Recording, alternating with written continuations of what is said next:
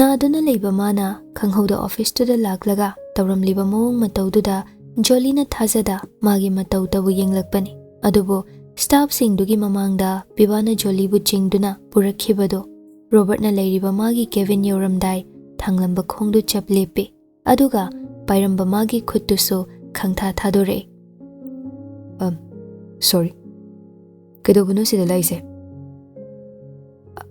ai sida thabak PIBA gyan tare aduna fat chamjale yar wahai si kha khairam laga hana yenglamda changkre Jolly masado WakhaL amada leirubani adubu PIBA na adumna hairambaduda gyan lakpagum tingak tumin leptuna leihowi PIBA hoi maiga haide Robert ki mangda thariba chair duda famthare nati office fazana yingsilona thakhraga boxing champion gi mi khangena tawramise kamai doino Robert laptop ta on sinduna yamunna yengduna lerambani PIBA ubadagi nangdi kamai laiba laki ka somda harakde ai office ta lakba bugaino nari ne yumdana kesinarga si yoriba mana sida kamai lermiba nangna haikibado mana tro mane tawdoriba thabaksing paidorisiga mathong maram khangdan dormise gaino hayeng loin choina roidraba Robert thawasada table mathaktagi file singdu marul longkhatli khangde isu yanin tawri uji phawgidi yaribani tungidi khangde aidi thabu thajarudi manabu hena thabak pu baine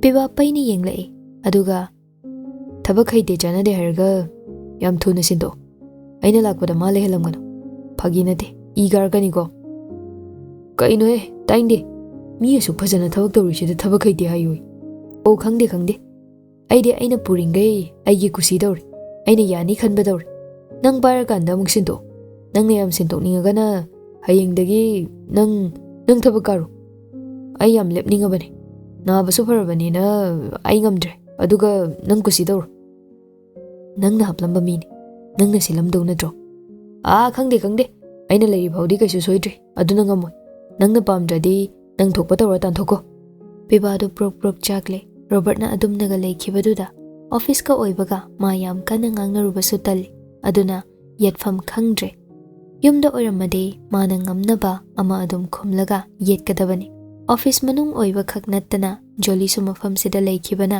ma kanna hainingdabani Robert su khangi magi mataw masu tawge yauna angam talibani aduna wadu leithore khutubu kisu tawdrabo PIBA pishum suklaga tawdre arumba pot paibadi ngamkidaw mande phare hayengdai nang chalo dudi kolom paibadi arumba chingdabanina yare hairaga khudang gharida amuk yengi pungdi tadore law nangi loraba natro saipau those kaidano muk nasaduga kuire nari ne yumda leishinbada kainum dawre coffee those minute manga tangai hairaga Robert calling bell du khengi second phade pion changlaktuna sir anoba assistant do aina la onam ta haiko phani sir kaigino sida kawdoide Robert magi kotu lechen na o thabak sinage doba karidano nangna ma sukpa naisina tanjado makhata banangdre thongjindagi tablap mamai lukthaduna kaujare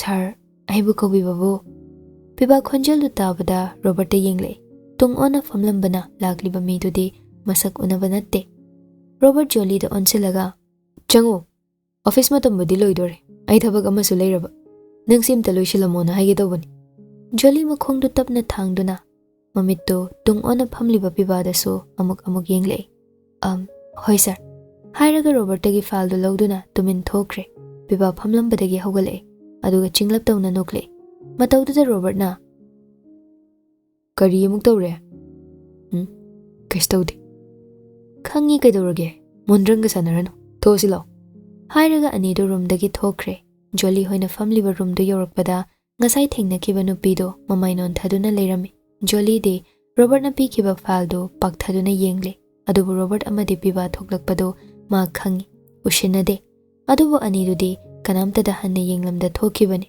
Jolly moi thokraba matung paramba file du thanamlaga chatkiba anidu da yengduna lehowe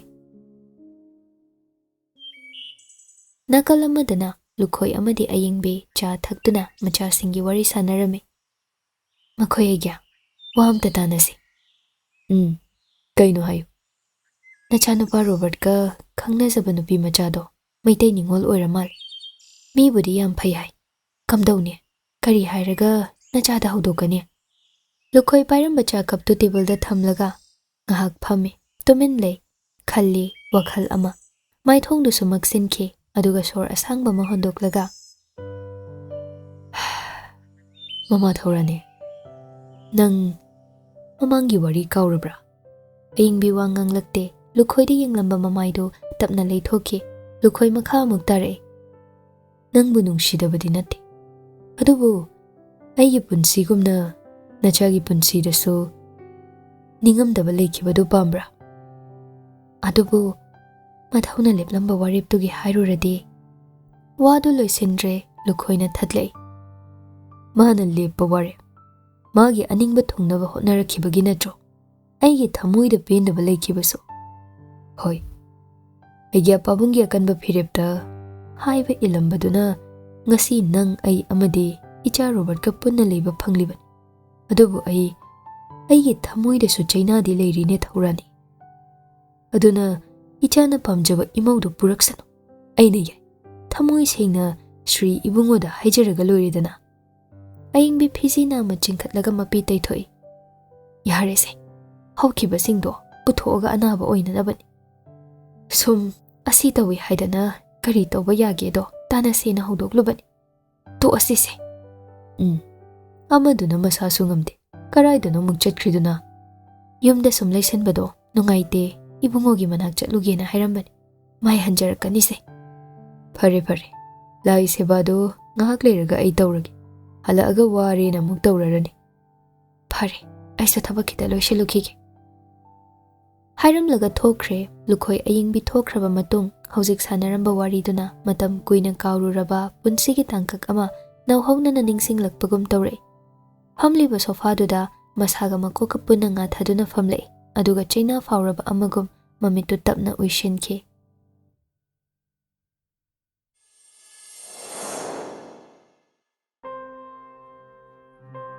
ꯆꯍꯤ 16ꯃꯨꯛꯀꯤ ꯃꯃꯥꯡꯅꯤ꯫ ꯏꯝꯐꯥꯜꯗꯒꯤ kilometre 35 ꯍꯦꯟꯅ ꯂꯥꯞꯄ ꯃꯐꯝꯅꯤ꯫ Lukhoi contract ꯑꯃꯒꯤ ꯃꯐꯝꯗꯨꯗ ꯂꯥꯛꯄꯅꯤ꯫ ꯃꯐꯝꯗꯨꯗ ꯂꯝ ꯂꯥꯞꯄꯒ ꯂꯝꯍꯥꯡꯅꯁꯨ ꯑꯌꯥꯝꯕ ꯑꯣꯏꯔꯝꯕꯒ ꯆꯠꯊꯣꯛ ꯆꯠꯁꯤꯟ ꯅꯨꯡꯉꯥꯏꯇꯦ ꯍꯥꯏꯗꯨꯅ ꯊꯕꯛ ꯁꯨꯕ ꯍꯧꯔꯕ ꯃꯇꯨꯡ ꯍꯞꯇꯥ ꯑꯃꯨꯛꯃꯨꯛꯀꯤ ꯆꯥꯡ ꯌꯦꯡꯂꯒ ꯑꯋꯥꯠ ꯑꯄꯥ ꯌꯦꯡꯁꯤꯟꯕ ꯑꯣꯏꯅ ꯃꯐꯝꯗꯨꯗ ꯂꯦꯛꯄ ꯍꯧꯕꯅꯤ꯫ ꯊꯕꯛ ꯁꯨꯔꯤꯕ ꯁꯤꯟꯃꯤꯁꯤꯡꯗꯨꯗꯤ ꯊꯕꯛ ꯁꯨꯔꯨꯕꯒꯤ ꯋꯥꯕꯒ ꯑꯍꯥꯎꯕ ꯆꯥꯅꯤꯡꯕꯅꯤꯅ ꯁꯥ ꯉꯥ ꯊꯣꯡꯗꯨꯅ ꯆꯥꯖꯩ꯫ ꯑꯗꯨꯕꯨ ꯂꯨꯈꯣꯏ ꯄꯥꯈꯪ ꯑꯣꯏꯖꯔꯁꯨ ꯕ꯭ꯔꯥꯍꯃꯟ ꯑꯣꯏꯕꯅ ꯃꯄꯥꯕꯨꯡꯒꯤ ꯑꯀꯟꯕ ꯂꯥꯏꯅꯤꯡꯒ ꯆꯤꯟꯖꯥꯛ ꯃꯥꯟꯅꯗꯕꯒ ꯃꯊꯟꯗꯒꯤ ꯊꯑꯣꯏꯅ ꯊꯣꯡꯕꯁꯨ ꯇꯟꯕꯒ ꯅꯣꯡꯃ ꯅꯨꯃꯤꯗꯥꯡ ꯑꯃꯗꯤ ꯆꯔꯥ ꯍꯦꯜꯂꯝꯃꯤ꯫ ꯃꯊꯪꯒꯤ ꯅꯨꯃꯤꯠ ꯅꯣꯡꯉꯥꯜꯂꯛꯄꯗ ꯑꯉꯥꯡꯁꯤꯡꯗꯨ ꯊꯕꯛ ꯁꯨꯕ ꯍꯧꯅꯈ꯭ꯔꯦ꯫ ꯂꯨꯈꯣꯏ ꯊꯕꯛꯀꯤꯅꯦ ꯍꯥꯏꯗꯅ ꯅꯨꯡꯁꯥꯗ ꯑꯋꯥꯠ ꯑꯄꯥ ꯌꯦꯡꯁꯤꯟꯕꯒ ꯌꯨꯝꯗꯅ ꯌꯥꯝ ꯋꯥꯅ ꯊꯕꯛ ꯁꯨꯔꯛꯇꯕꯒ ꯑꯗꯒꯤ ꯅꯨꯃꯤꯗꯥꯡꯒꯤꯁꯨ ꯆꯔꯥ ꯍꯦꯟꯈꯤꯕꯒ ꯑꯍꯤꯡꯗ ꯂꯥꯏꯍꯧ ꯇꯧꯕꯗꯒꯤ ꯅꯣꯡꯉꯥꯜꯂꯛꯄꯗꯣ ꯍꯧꯒꯠꯄ ꯉꯝꯗ꯭ꯔꯦ꯫ ꯇꯥꯟꯖꯥꯗꯨꯗ ꯈꯨꯜꯗꯨꯒꯤ ꯑꯣꯏꯅ ꯃꯃꯤꯡ ꯈꯔ ꯆꯠꯄ ꯒꯨꯟꯗꯥ ꯐꯗꯥ ꯑꯣꯏꯔꯛꯄ ꯂꯨꯈꯣꯏꯒꯤ ꯆꯍꯤ ꯂꯣꯡꯒꯥ ꯅꯨꯄꯥ ꯑꯃ ꯂꯥꯛꯇꯨꯅ ꯊꯕꯛ ꯁꯨꯔꯤꯕꯁꯤꯡꯗꯨꯗ ꯆꯪꯁꯤꯜꯂꯒ ꯍꯪꯂꯛꯏ꯫ ꯁꯤ ꯅꯣꯏ ꯊꯕꯛꯁꯤꯒꯤ ꯃꯄꯨꯗꯣ ꯀꯥꯏ ꯂꯩꯈ꯭ꯔꯒꯦ? ꯑꯁꯣꯝꯒꯤ ꯁꯪꯇꯞꯁꯤꯗ ꯂꯩꯕꯅꯤ꯫ ꯂꯥꯛꯂꯤꯕ ꯅꯨꯄꯥꯗꯨ ꯀꯤꯌꯥꯝꯕꯅꯤ꯫ ꯈꯨꯝꯂꯛꯂꯤꯕ ꯄꯥꯎꯈꯨꯝꯗꯨꯗ ꯀꯤꯌꯥꯝꯕ ꯂꯨꯈꯣꯏꯅ ꯂꯩꯔꯤꯕ ꯑꯗꯣꯝꯗ ꯆꯪꯂꯛꯏ꯫ ꯂꯨꯈꯣꯏ ꯇꯨꯝꯗꯨꯅ ꯂꯩꯔꯝꯕꯗꯨ ꯎꯕꯗ ꯍꯧꯖꯤꯛꯐꯥꯎ ꯍꯧꯒꯠꯂꯝꯗ꯭ꯔꯤꯅ? ꯂꯨꯈꯣꯏ ꯀꯤꯌꯥꯝꯕꯅ ꯍꯥꯏꯔꯛꯄ ꯋꯥꯗꯨꯗ ꯃꯃꯤꯠ ꯄꯥꯡꯂꯛꯏ, ꯑꯗꯨꯒ ꯉꯝꯕꯣꯏ ꯉꯝꯗꯕꯣꯏ ꯇꯧꯅ ꯍꯧꯒꯠꯂꯛꯇꯨꯅ ꯐꯝꯂꯛꯏ꯫ ꯑꯁ, ꯉꯔꯥꯡ ꯑꯍꯤꯡ ꯂꯥꯏꯍꯧ ꯇꯧꯗꯅ ꯏꯁꯥꯁꯤ ꯂꯣꯏ ꯄꯠꯊꯈ꯭ꯔꯦ꯫ ꯍꯤꯗꯥꯛ ꯑꯝꯇ ꯆꯥꯕꯤꯗ꯭ꯔꯕꯣ ꯁꯥꯔ? ꯉꯔꯥꯡ ꯆꯥꯛ ꯆꯥꯗꯅ ꯇꯨꯝꯕꯗꯨꯗ ꯍꯤꯗꯥꯛꯇꯣ ꯆꯥꯁꯟꯅꯤꯡꯗ꯭ꯔꯕ꯫ ꯀꯩꯅꯣꯗ ꯁꯥꯔ, ꯉꯔꯥꯡ ꯈꯔ ꯉꯜꯂꯤꯉꯩꯗꯒꯤ ꯍꯛꯆꯥꯡ ꯉꯝꯗꯕꯗꯤ ꯈꯔ ꯐꯥꯎꯔꯝꯃꯅꯤ, ꯆꯥꯛ ꯆꯥꯗꯦ ꯍꯥꯏꯁꯤꯕꯨ? ꯉꯔꯥꯡꯗꯣ ꯃꯣꯏ ꯑꯉꯥꯡꯁꯤꯡꯅ ꯁꯥ ꯆꯥꯅꯤꯡꯉꯦꯅ ꯁꯥ ꯊꯣꯡꯈ꯭ꯔꯦ꯫ ꯑꯗ ꯑꯩꯒꯤ ꯇꯣꯉꯥꯟꯅ ꯑꯃꯨꯛ ꯊꯣꯡꯉꯒ ꯂꯩꯕꯗꯨ ꯇꯟꯗꯅ ꯇꯣꯛꯑꯕ꯫ ꯑꯗꯩ ꯌꯦꯡꯁꯤꯜꯂꯨꯕꯩ ꯋꯥꯕꯒ ꯉꯟꯅ ꯑꯗꯨꯝ ꯇꯨꯝꯈ꯭ꯔꯕ꯫ ꯑꯩꯈꯣꯏ ꯁꯥꯔꯁꯤ ꯁꯥ ꯆꯥꯗ꯭ꯔꯣ ꯍꯥꯏꯁꯤꯕꯣ? ꯑꯩ ꯚꯥꯃꯣꯟꯅꯦ ꯏꯇꯥꯎ꯫ ꯑꯣ, ꯑꯗꯨ ꯚꯥꯃꯣꯟ ꯑꯣꯏꯔꯁꯨ ꯍꯧꯖꯤꯛꯇꯤ ꯂꯣꯏ ꯆꯥꯅꯩꯗ, ꯑꯩꯅ ꯊꯦꯡꯅꯕ ꯈꯔꯗꯤ꯫ ꯂꯨꯈꯣꯏꯗꯨ ꯃꯈꯣꯡ ꯌꯥꯟꯊꯗꯨꯅ ꯐꯝꯂꯝꯕꯗꯣ ꯅꯥꯝꯃ ꯊꯥꯡꯒꯠꯂꯒ ꯐꯝꯂꯛꯏ, ꯑꯗꯨꯒ ꯍꯣꯏ, ꯑꯩꯈꯣꯏꯁꯨ ꯇꯥꯏ ꯍꯧꯖꯤꯛꯀꯥꯟꯁꯦ ꯕꯥꯃꯣꯟ ꯑꯣꯏꯔꯁꯨ ꯁꯥ ꯆꯥꯅꯔꯤ ꯑꯗꯨꯕꯨ ꯑꯩꯒꯤ ꯏꯄꯥꯗꯤ ꯑꯗꯨ ꯌꯥꯗꯦ ꯈꯔꯁꯨ ꯖꯥꯠ ꯊꯤ ꯑꯗꯨꯅ ꯑꯩ ꯆꯥꯗꯕꯅꯤ ꯀꯩꯒꯨꯝꯕ ꯃꯥ ꯎꯔꯣꯏꯒ ꯆꯥꯔꯨꯕ ꯌꯥꯕ ꯅꯠꯇꯦ ꯁꯥꯞꯀ ꯇꯧꯔꯤ ꯄꯣꯠꯅꯤ ꯑꯣꯍꯣ ꯍꯣꯏꯗ ꯁꯦꯡꯅ ꯁꯦꯡꯅ ꯂꯩꯕꯅꯗꯤ ꯐꯩꯗ ꯂꯥꯏ ꯁꯦꯕꯥ ꯆꯠꯂꯤꯕ ꯏꯃꯨꯡꯅꯤꯅ ꯑꯗꯣ ꯁꯥꯔ ꯍꯧꯖꯤꯛꯄꯨ ꯈꯔ ꯐꯔꯕꯣ ꯆꯥꯛꯅ ꯀꯃꯥꯏꯅ ꯇꯧꯕ ꯈꯤꯇꯪꯗꯤ ꯍꯜꯂꯤ ꯑꯗꯣ ꯍꯤꯗꯥꯛ ꯑꯃꯇꯪꯗꯤ ꯆꯥꯅꯤꯡꯕꯅꯤ ꯏꯁꯥꯒ ꯉꯝꯗꯕꯁꯤꯗ ꯑꯩꯁꯦ ꯆꯥꯛ ꯊꯣꯡꯕꯁꯨ ꯑꯃꯨꯛ ꯊꯣꯡꯅꯤꯡꯗ꯭ꯔꯕ ꯁꯥꯔ ꯆꯥꯛꯇꯣ ꯑꯩ ꯌꯨꯝꯗ ꯊꯣꯡꯍꯜꯂꯛꯀꯦ ꯈꯤꯇꯪ ꯆꯥꯔꯒ ꯍꯤꯗꯥꯛꯇꯨ ꯆꯥꯁꯤꯟꯕ ꯀꯥꯏꯒꯗ꯭ꯔꯥ ꯂꯨꯈꯣꯏꯗꯨ ꯈꯨꯝꯂꯛꯇꯦ ꯅꯣꯛꯂꯛꯏ ꯀꯤꯌꯥꯝꯕ ꯃꯈꯥ ꯑꯃꯨꯛ ꯇꯥꯔꯛꯏ ꯂꯥꯟꯅ ꯈꯟꯕꯤꯅꯨꯀꯣ ꯑꯩꯒꯤꯁꯨ ꯏꯃꯥꯒ ꯄꯥꯕꯒ ꯁꯥ ꯉꯥ ꯆꯥꯗꯦ ꯑꯗꯨꯅ ꯆꯥꯛꯈꯨꯝꯗ ꯀꯔꯤꯝ ꯁꯝꯅꯗꯦ ꯑꯩꯈꯣꯏꯅ ꯅꯣꯡ ꯐꯥꯗꯣꯛ ꯆꯥꯔꯁꯨ ꯇꯣꯉꯥꯟꯅ ꯊꯣꯡꯏ ꯑꯩ ꯏꯆꯟꯅꯨꯄꯤꯗ ꯑꯣꯏꯅ ꯐꯖꯅ ꯊꯣꯡꯍꯟꯖꯔꯒꯦ ꯁꯥꯔꯅ ꯁꯨꯃꯥꯏꯅ ꯂꯩꯕꯁꯤ ꯌꯥꯝ ꯅꯨꯡꯉꯥꯏꯖꯗꯦ ꯁꯥꯔ ꯀꯤꯌꯥꯝꯕꯅ ꯑꯗꯨꯛ ꯐꯖꯅ ꯍꯥꯏꯔꯕꯗꯨꯗꯗꯤ ꯂꯨꯈꯣꯏꯗꯨ ꯇꯜꯂꯤ ꯍꯥꯏꯕ ꯉꯝꯗ꯭ꯔꯦ ꯍꯣꯏ ꯌꯥꯝꯅꯒ ꯇꯧꯍꯜꯂꯨꯅꯨꯗ ꯋꯥꯅꯕꯅꯦ ꯏꯇꯥꯎ ꯑꯩ ꯀꯩꯁꯨ ꯌꯥꯝ ꯆꯥꯔꯣꯏ ꯍꯤꯗꯥꯛ ꯆꯥꯕꯒꯤ ꯅꯨꯡꯉꯥꯏꯇꯦꯅ ꯇꯧꯕꯅꯤ ꯍꯣꯏ ꯁꯥꯔ ꯀꯨꯏꯔꯣꯏ ꯉꯥꯏꯍꯥꯛꯇꯪ ꯂꯩꯔꯝꯃꯨ ꯑꯩ ꯆꯥꯛ ꯄꯨꯔꯒ ꯂꯥꯛꯀꯦ ꯆꯤꯟꯌꯥꯒ ꯁꯦꯡꯗꯣꯛꯄꯤꯔꯝꯃꯨꯀꯣ ꯁꯥꯔ ꯍꯥꯏꯔꯒ ꯊꯣꯛꯈ꯭ꯔꯦ ꯀꯤꯌꯥꯝꯕ ꯂꯨꯈꯣꯏ ꯉꯝꯕꯣꯏ ꯉꯝꯗꯕꯣꯏ ꯋꯥꯅ ꯍꯧꯒꯠꯇꯨꯅ ꯃꯃꯥꯏ ꯃꯃꯤꯠ ꯇꯥꯔꯨꯔꯦ ꯃꯁꯥꯗꯨ ꯁꯣꯟꯊꯔꯕꯗꯨꯗꯗꯤ ꯑꯃꯨꯛ ꯆꯪꯁꯤꯟꯗꯨꯅ ꯍꯤꯞꯊꯈ꯭ꯔꯦ ꯉꯥꯏꯍꯥꯛ ꯂꯩꯔꯕ ꯃꯇꯨꯡ ꯂꯨꯈꯣꯏꯅ ꯍꯤꯞꯂꯤꯕ ꯀꯥꯗꯨꯒꯤ ꯊꯣꯡꯗꯨ ꯊꯤꯜꯂꯛꯏ ꯁꯥꯔ ꯇꯥꯕ꯭ꯔꯣ ꯀꯅꯥꯅꯣ ꯑꯗꯨꯝ ꯆꯪꯉꯛꯑꯣ ꯍꯥꯏꯔꯒ ꯍꯥꯟꯅꯒꯨꯝ ꯐꯃꯨꯡꯗꯨꯗ ꯃꯈꯣꯡ ꯌꯥꯟꯊꯗꯨꯅ ꯐꯝꯂꯛꯏ ꯀꯤꯌꯥꯝꯕ ꯃꯅꯨꯡꯗ ꯆꯪꯉꯛꯏ ꯑꯩꯗꯤ ꯊꯕꯛ ꯁꯨꯕ ꯑꯉꯥꯡꯁꯤꯡꯂꯥꯅ ꯈꯜꯂꯨꯔꯦ ꯀꯤꯌꯥꯝꯕ ꯅꯥꯀꯜꯗ ꯂꯩꯔꯤꯕ ꯃꯣꯔꯥꯗꯨꯗ ꯐꯝꯊꯔꯛꯏ ꯑꯗꯨꯒ ꯃꯄꯥꯟꯂꯣꯝꯗ ꯑꯣꯟꯊꯣꯛꯇꯨꯅ ꯕꯦꯃꯥ ꯆꯪꯉꯣꯗꯅ ꯃꯤ ꯍꯤꯗꯥꯛ ꯆꯥꯕ ꯊꯦꯡꯉꯕꯅꯤꯅꯦ ꯋꯥꯗꯨꯗ ꯂꯨꯈꯣꯏ ꯀꯤꯌꯥꯝꯕꯒꯤ ꯃꯤꯠꯌꯦꯡꯒꯤ ꯃꯇꯨꯡ ꯏꯟꯅ ꯃꯄꯥꯟꯂꯣꯝꯗ ꯌꯦꯡꯂꯛꯏ ꯇꯞꯂꯞ ꯆꯪꯂꯛꯏ ꯏꯀꯥꯏꯕ ꯃꯇꯧꯗ ꯃꯃꯥꯏ ꯅꯣꯟꯊꯗꯨꯅ ꯄꯥꯔꯞ ꯆꯤꯡꯂꯞ ꯈꯨꯠꯀꯤ ꯈꯨꯅꯤꯡꯃꯨꯛ ꯁꯥꯡꯕ ꯃꯁꯝꯗꯨꯃ ꯊꯥꯗꯣꯛ ꯄꯤꯛꯇꯛ ꯇꯧꯕ ꯃꯃꯥꯏꯗꯨ ꯈꯨꯝꯂꯒ ꯃꯈꯨꯠꯇꯅ ꯁ꯭ꯇꯤꯜꯒꯤ ꯀꯦꯟꯗꯨꯃ ꯌꯥꯜꯂꯒ ꯑꯀꯣꯏꯕꯗꯨ ꯌꯦꯡꯅ ꯌꯦꯡꯅ ꯆꯪꯂꯛꯏ ꯅꯥꯔꯤꯕꯅꯤ ꯍꯥꯏꯗꯅ ꯍꯧꯒꯠꯄ ꯐꯥꯎ ꯉꯝꯗ ꯂꯩꯔꯝꯕ ꯂꯨꯈꯣꯏ ꯆꯪꯂꯛꯂꯤꯕ ꯅꯨꯄꯤꯗꯨ ꯎꯕꯗ ꯀꯔꯥꯏꯗ ꯅꯥꯔꯤꯅꯣ ꯍꯥꯏꯕ ꯐꯥꯎ ꯍꯦꯛ ꯀꯥꯎꯈꯤ ꯃꯃꯤꯠ ꯀꯨꯞꯇ ꯇꯨꯃꯤꯟ ꯌꯦꯡꯗꯨꯅ ꯂꯩꯔꯝꯃꯤ ꯂꯥꯛꯑꯣ ꯅꯪ ꯁꯥꯔꯒꯤ ꯆꯥꯛꯇꯣ ꯐꯖꯅ ꯁꯦꯝꯕꯤꯔꯣ ꯃꯣꯠꯍꯟꯒꯅꯨꯀꯣ ꯊꯝꯕꯥꯜ ꯀꯤꯌꯥꯝꯕꯗ ꯌꯦꯡꯂꯒ ꯀꯥꯏꯗ ꯊꯝꯗꯣꯏꯅꯣ ꯁꯥꯔ ꯁꯤꯗ ꯁꯨꯝ ꯁꯦꯝꯍꯜꯂꯁꯤꯔꯥ ꯂꯨꯈꯣꯏ ꯀꯤꯌꯥꯝꯕꯅ ꯍꯪꯂꯛꯄ ꯋꯥꯗꯨꯗ ꯈꯪꯄ꯭ꯔꯦꯛ ꯈꯪꯉꯗꯨꯅ ꯇꯧꯐꯝ ꯈꯪꯗ ꯐꯨꯛ ꯍꯧꯒꯠꯂꯛꯏ ꯍꯣꯏ ꯁꯤꯗ ꯑꯗꯨꯝ ꯁꯦꯝꯃꯣ ꯌꯥꯅꯤ ꯁꯦꯝꯃꯣ ꯑꯗꯨꯗ ꯐꯖꯅ ꯍꯥꯏꯔꯒ ꯊꯝꯕꯥꯜꯅ ꯆꯥꯛꯇꯨ ꯐꯖꯅ ꯁꯦꯝꯕꯤꯔꯦ ꯑꯗꯨꯒ ꯂꯨꯈꯣꯏꯗꯨ ꯄꯤꯖꯔꯦ ꯂꯨꯈꯣꯏ ꯆꯥꯛꯇꯨ ꯌꯥꯝꯅꯗꯤ ꯆꯥꯗ꯭ꯔꯦ ꯈꯔ ꯆꯥꯔꯒ ꯇꯣꯛꯑꯦ ꯂꯣꯏꯔꯒ ꯒꯨꯂꯤ ꯑꯃꯨꯛ ꯆꯥꯁꯤꯟꯈ꯭ꯔꯦ ꯀꯤꯌꯥꯝꯕꯁꯨ ꯆꯠꯅꯕ ꯍꯧꯒꯠꯂꯛꯏ ꯑꯗꯨꯗꯤ ꯁꯥꯔ ꯐꯖꯅ ꯄꯣꯊꯥꯕꯤꯍꯧꯔꯣ ꯑꯩꯈꯣꯏ ꯑꯃꯨꯛ ꯊꯣꯛꯈ꯭ꯔꯒꯦ ꯅꯥꯕ ꯐꯔꯣ ꯕꯦꯃꯥ ꯆꯠꯁꯤ ꯍꯣꯏ ꯇꯥꯆꯧ ꯍꯥꯏꯔꯒ ꯊꯝꯕꯥꯜ ꯀꯩꯁꯨ ꯈꯟꯗ ꯂꯨꯈꯣꯏꯗ ꯍꯥꯏꯐꯦꯠ ꯌꯦꯡꯂꯝꯂꯒ ꯊꯣꯛꯈꯤꯒꯦ ꯇꯧꯏ ꯀꯤꯌꯥꯝꯕꯅ ꯈꯥꯝꯂꯛꯏ ꯍꯩꯃꯥ ꯅꯪ ꯁꯥꯔꯗ ꯆꯠꯂꯒꯦ ꯍꯥꯏꯔꯝꯃꯨꯗꯅ ꯀꯩꯁꯨ ꯀꯥꯏꯗꯦꯗ ꯊꯝꯕꯥꯜ ꯇꯨꯡ ꯑꯣꯟꯊꯣꯔꯛꯂꯒ ꯁꯥꯔ ꯅꯥꯕ ꯐꯕꯤꯔꯣ ꯆꯠꯂꯨꯈꯤꯒꯦ ꯍꯣꯏ ꯁꯥꯔ ꯑꯩꯈꯣꯏꯗꯁꯨ ꯅꯣꯡ ꯐꯥꯗꯣꯛ ꯀꯣꯏꯊꯣꯔꯛꯑꯣ ꯑꯃꯨꯛ ꯆꯠꯂꯨꯈꯤꯒꯦ ꯍꯥꯏꯔꯒ ꯃꯆꯤꯟ ꯃꯅꯥꯎꯗꯨ ꯊꯣꯛꯈ꯭ꯔꯦ ꯂꯨꯈꯣꯏ ꯐꯃꯨꯡꯗ ꯂꯣꯡꯅ ꯍꯤꯞꯊꯔꯛꯏ ꯑꯗꯨꯒ ꯃꯣꯃꯣꯟꯒꯁꯨ ꯅꯣꯛꯂꯒ ꯋꯥꯈꯜ ꯈꯟꯗꯨꯅ ꯂꯩꯈꯤ ꯑꯗꯨꯝꯅ ꯅꯨꯃꯤꯠ ꯍꯨꯝꯅꯤꯃꯨꯛ ꯍꯧꯖꯤꯟꯈ꯭ꯔꯦ ꯂꯨꯈꯣꯏ ꯅꯥꯕ ꯐꯈ꯭ꯔꯦ ꯀꯤꯌꯥꯝꯕꯅ ꯅꯣꯡꯉꯥꯟꯕꯒ ꯀꯣꯏꯔꯛꯎ ꯍꯥꯏꯔꯝꯕꯗꯨꯒ ꯑꯅꯥꯕ ꯀꯥꯎꯈꯤꯕ ꯃꯈꯩ ꯎꯈꯤꯕ ꯅꯨꯄꯤꯗꯨꯒ ꯎꯅꯅꯤꯡꯃꯟꯕꯒꯤ ꯂꯨꯈꯣꯏ ꯑꯆꯥ ꯑꯊꯛ ꯈꯔ ꯂꯩꯔꯒ ꯀꯤꯌꯥꯝꯕꯒꯤ ꯌꯨꯝꯗ ꯂꯥꯛꯂꯝꯃꯤ ꯁꯨꯃꯥꯡꯗ ꯂꯦꯞꯇꯨꯅ ꯏꯇꯥꯎ ꯌꯦꯅꯈꯥꯔꯣꯝꯗꯒꯤ ꯊꯝꯕꯥꯜ ꯊꯣꯛꯂꯛꯑꯒ ꯀꯅꯥꯅꯣ ꯂꯨꯈꯣꯏ ꯃꯃꯥꯏꯗꯨ ꯂꯩꯊꯣꯔꯛꯏ ꯑꯗꯨꯒ ꯅꯣꯛꯐꯦꯠ ꯇꯧꯅ ꯏꯇꯥꯎ ꯂꯩꯈꯤꯕ꯭ꯔꯣ ꯂꯩꯌꯦ ꯏꯪꯈꯣꯜ ꯁꯨꯔꯤ ꯉꯥꯏꯍꯥꯛꯇꯪ ꯉꯥꯏꯕꯤꯔꯝꯃꯨ ꯑꯩ ꯀꯧꯊꯣꯛꯆꯔꯒꯦ ꯍꯥꯏꯔꯒ ꯑꯃꯨꯛ ꯆꯠꯈ꯭ꯔꯦ ꯉꯥꯏꯍꯥꯛ ꯂꯩꯔꯕ ꯃꯇꯨꯡ ꯀꯤꯌꯥꯝꯕ ꯊꯣꯛꯂꯛꯑꯒ ꯁꯥꯔ ꯌꯥꯝ ꯊꯥꯖꯗꯅ ꯍꯩꯃꯥ ꯐꯤꯗꯥꯒ ꯑꯝꯇ ꯊꯥꯔꯝꯗ ꯃꯥꯜꯂꯤꯅꯦ ꯏꯕꯦꯝꯃ ꯀꯩꯅꯣ ꯅꯪꯕꯨ ꯃꯤ ꯂꯥꯛꯑꯒ ꯐꯤꯗꯥ ꯊꯥꯔꯝꯗ꯭ꯔꯤꯁꯤꯕꯣ ꯊꯝꯕꯥꯜ ꯃꯣꯔꯥ ꯑꯅꯤ ꯄꯨꯊꯣꯛꯇꯨꯅ ꯊꯝꯂꯛꯏ ꯅꯅꯝꯃꯗꯅꯦ ꯆꯥ ꯂꯣꯜꯂꯛꯑꯣꯅ ꯍꯥꯏꯌꯨ ꯌꯥꯔꯅꯤꯗ ꯂꯣꯜꯂꯨꯔꯅꯨ ꯁꯤ ꯌꯥꯝꯕꯗꯤ ꯅꯠꯇꯦ ꯑꯆꯥ ꯑꯊꯛ ꯈꯔ ꯂꯩꯔꯛꯄꯅꯤ ꯑꯁꯨꯛ ꯌꯥꯝꯕꯁꯤꯗꯤ ꯀꯔꯤꯒꯤ ꯂꯩꯔꯛꯏꯅꯣ ꯁꯤꯕꯣ ꯅꯠꯇꯦ ꯁꯥꯔꯕꯨ ꯍꯛꯆꯥꯡ ꯈꯔ ꯐꯔꯕꯣ ꯐꯔꯦꯗ ꯅꯍꯥꯟ ꯏꯇꯥꯎꯅ ꯆꯥꯛ ꯊꯤꯟꯕꯤꯔꯝꯕꯗꯒꯤ ꯑꯗꯨꯝ ꯐꯔꯄꯣꯠꯅꯤ Thaba yadabagi hekta lakpa ngamdaba. Adunani itawna naba phahalamaga aina chatradi nungaitena ngasidi hekta chatluragena lakbani.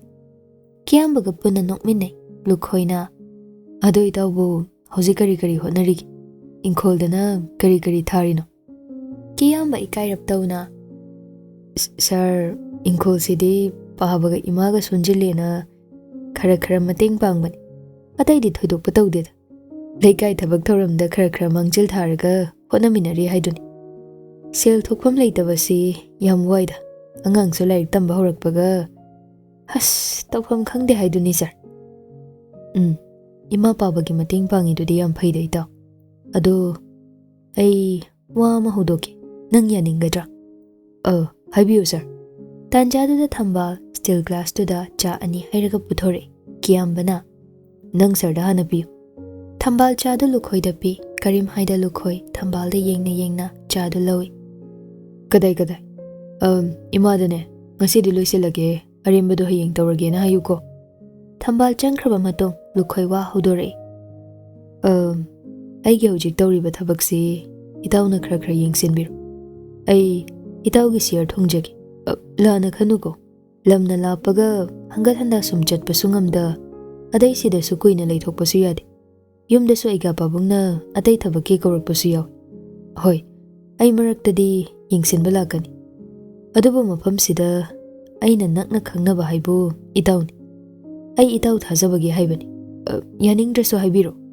Kiyamba cha glass tu makhada thamke aduga ngahak khalli. Haira itapna. Sarna hairiba wafamdo aigidi laibak phaban. Adubu ai haigadrane. Hainida. Kaiso hen batawgadaw nati. Aiga matam khra tawminasi. Aduga adum khangni. Sum itawsu yumda leithokpaduda haibani. Yengase sir. Nong nini di ai haigadrado. Aduga tanarasi. Yam phare dudi. Ai muk thokragi. Angang singsu thadoklambanina. Asumna anido thajanabagi matung inna thabaktu kiyambada takpire. Sinaba yarani khangbadagi tawhalle. Asumna marup anido luna nakna loinarakpadagi lukhoisu kiyambagida toina lakpa hore. Kiyambasu lukhoigi khuthangdagi makhutta sel wata padaba sel paiba oirakle. Adumna lukhoi toina lakpadagi lukhoigi thamoigi ingitsu thambalda utpa horame.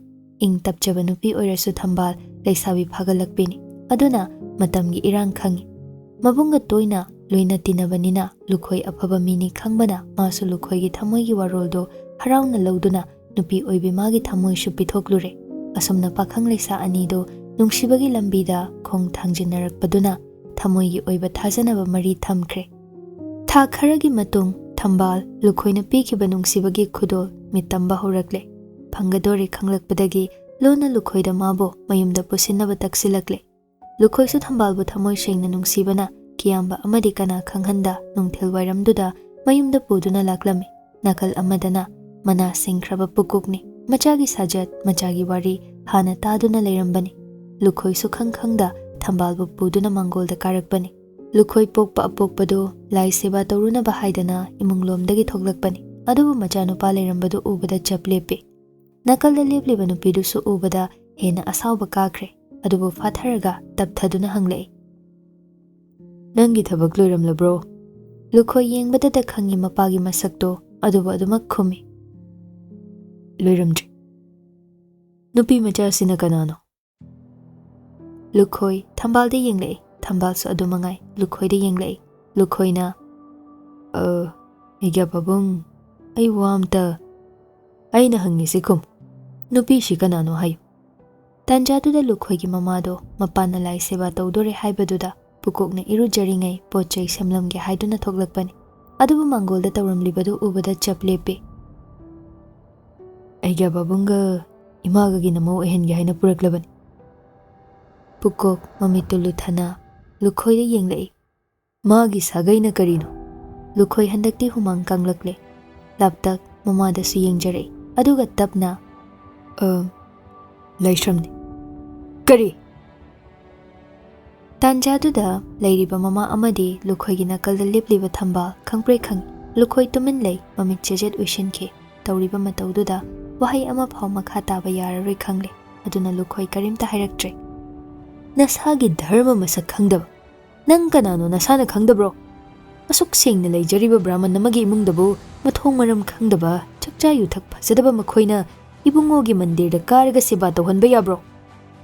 Lukhoigi matau yengba ngamdraduna mamana Aigya ongta tapthabi khosi karino wasi men takisiba angang singi wa songta takisi hairibadu tade gate lomda khudombi thillaga chalo nasaktu yaningde yam thuna puraga chatko ai ibungogi seba tawge haiduna thoklakpan hai thorani swaida leiriba mafamse tulsi haido ai mafamsi phawraga chatningdene he mathong maram khangdaba hairaga pukokto mana paiba yada yam sauba sakfamda sahom naina imungda changki